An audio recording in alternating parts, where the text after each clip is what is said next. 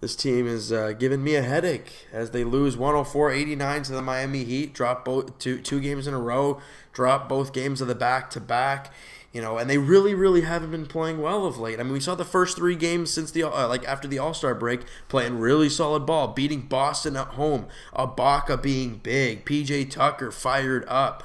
I mean, the team playing well, right? They grinded out games. They played really well against New Orleans and Washington on the road. Both games on the road. But all those other games that they've lost, I mean, they really haven't looked good. And especially in these last two games, they have looked really bad. Where do we start? Miami shot 49% from the field today. Raptors shoot a generous 38%. Why is it generous? Because the guys late in the game, the Van Vliet's, the Pirtles, Siakam, Powell, all those guys that were on the court late in the game, because the game was pretty much out of reach, fought back and got this game down to, I think it was like 11 points at one time. But they weren't able to carry it out, obviously, when they put Tyler Johnson back out, James Johnson, Hassan Whiteside, when they put those guys back out there, those guys couldn't handle it anymore, which I understand. But the team overall, the starters, the guys that normally play, looked awful. They looked really bad today. And I thought three-point percentage in the last game was bad at 16%. Well, Miami shot 39%. That's pretty solid. Raptors shoot 2 of 15. I'm going to give you a second to calculate that if you guys want to. Okay. 2 of 15 for 13%. Are you kidding me? I mean, I know we miss Lowry, but oh my God. When you make 2 threes throughout the whole 48 minutes of the game, you're going to struggle.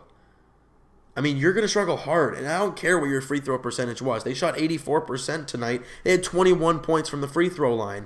That's great. But when you're shooting 38% from the field, 33 of 88, may I add, and 13% from three with 2 threes made, you're not going to win the game. And they showed it tonight. For some crazy reason, the Raptors out-rebounded living crap out of the Miami Heat, 48-35, plus 13 on the boards, plus 13 on the offensive board, 16-3.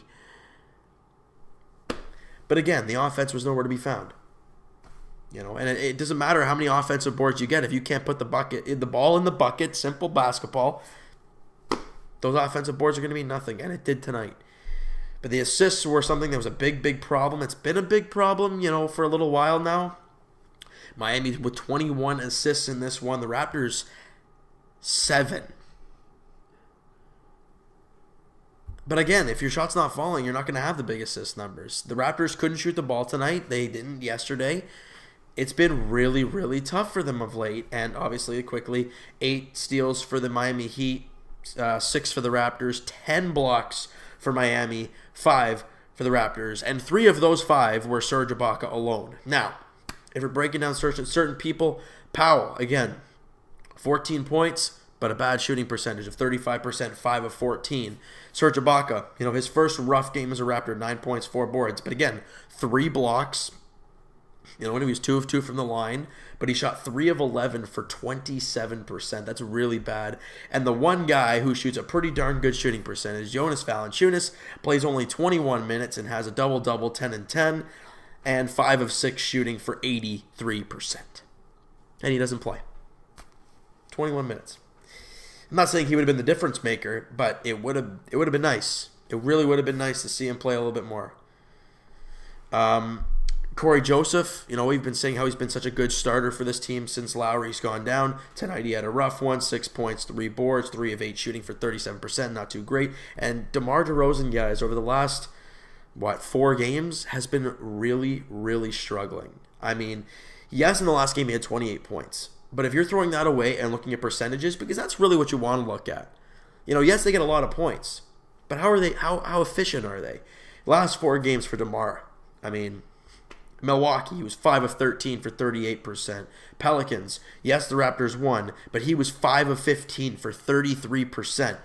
in Atlanta's game last night. He took 30 shots. He was 12 of 30 for 40%.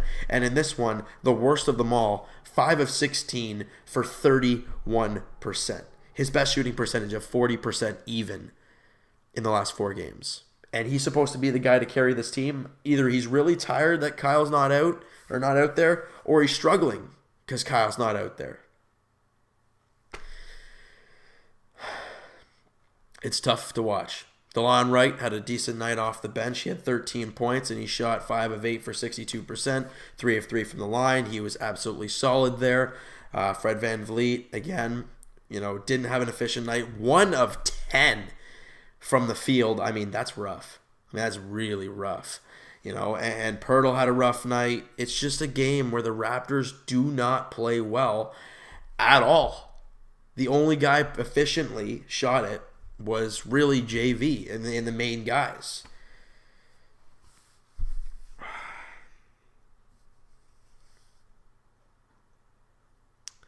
And with Boston losing last night and obviously Washington winning, as you guys know, and as I know, the Wizards now jump Boston, and the Raptors just aren't gaining any ground on the Celtics. I mean, they're getting the opportunities, but they're not capitalizing on them, and that's the part that's hurting them most. But if we're taking any positives, not from the game, just from where this team is headed, well, they're headed back home. They're headed back home for the next couple games. They're playing Dallas at home Monday at 7:30, and then Thursday night they're playing Oklahoma City at home. So again, you got Russell Westbrook to deal with, right? And then on a back-to-back, you head to Detroit to take on the Pistons. So when this team needs a desperate win, they come back home. You're getting the fan support you need. I don't care what this team is doing of late and what their record suggests and where they're sitting in the standings. They're in a playoff spot. We know they're a good team. The fans will be there, and they will support them Monday night against Boston. And possibly, I might be one of those people out there in the stands, firing up the people, firing up the boys on the court. Hopefully, this team needs to get some wins back in them. I mean, they really do, and they got to find other ways to win because they're not going to outscore teams. They're not going to outscore teams like they did early in the year, 120, 115. It's not going to happen right now with this team. They're going to beat teams 101-96, and they're going to beat teams like they did against the Pelicans, 94-80. What was it, at 87? Yeah, 94-87. That's just what's going to have to be. They have to buckle down defensively and do a great, great job.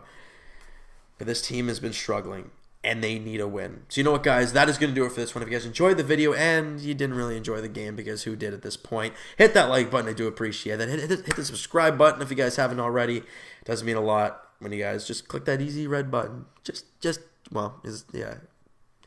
pretty easy, and it means so much. Comment down below what you guys thought of the game. What is going on with this team? I mean, what can you guys pinpoint? That's the problem. Is there many problems? Yes, we know Kyle's out. I get that.